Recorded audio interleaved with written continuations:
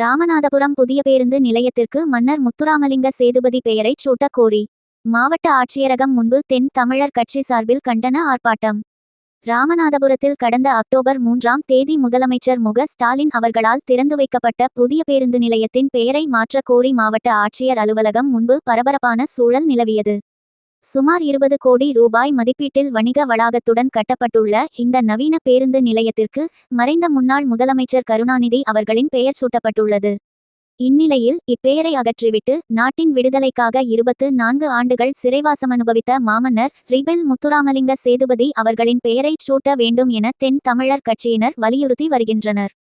ராமநாதபுரம் மாவட்ட ஆட்சியரக நுழைவு வாயில் முன் நடைபெற்ற இந்த ஆர்ப்பாட்டத்திற்கு தென் தமிழர் கட்சியின் மாநில ஒருங்கிணைப்பாளர் பாலமுரளி தலைமை வகித்தார். இந்த ஆர்ப்பாட்டத்தில் அதிமுக எம்ஜிஆர் மன்ற மாவட்ட தலைவர் முனைவர் பாலு மற்றும் மரத்தமிழர் சேனை மாநில தலைவர் புதுமலர் பிரபாகரன் ஆகியோர் கண்டன உரையாற்றினர். இந்த போராட்டத்தில் செம்பியநாடு முக்குலத்தோர் நலச்சங்க தலைவர் இந்திரகுமார், வைகை பாசன விவசாயிகள் சங்க தென் மண்டல பொதுச்செயலர் மதுரை வீரன் மற்றும் தென் தமிழர் கட்சியின் முக்கிய நிர்வாகிகள், மகளிர் அணியினர் என திரளானோர் கலந்து கொண்டு முழக்கங்களை எழுப்பினர். மன்னரின் தியாகத்தை போற்றும் வகையில் பெயர் மாற்றம் அமையும் வரை தங்களது கோரிக்கை தொடரும் என போராட்ட குழுவினர் தெரிவித்துள்ளனர்.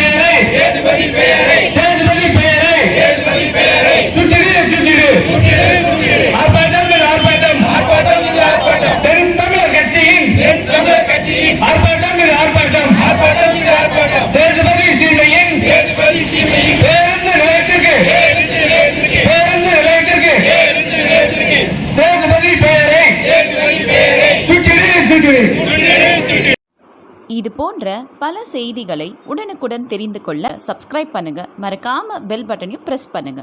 தேங்க்யூ.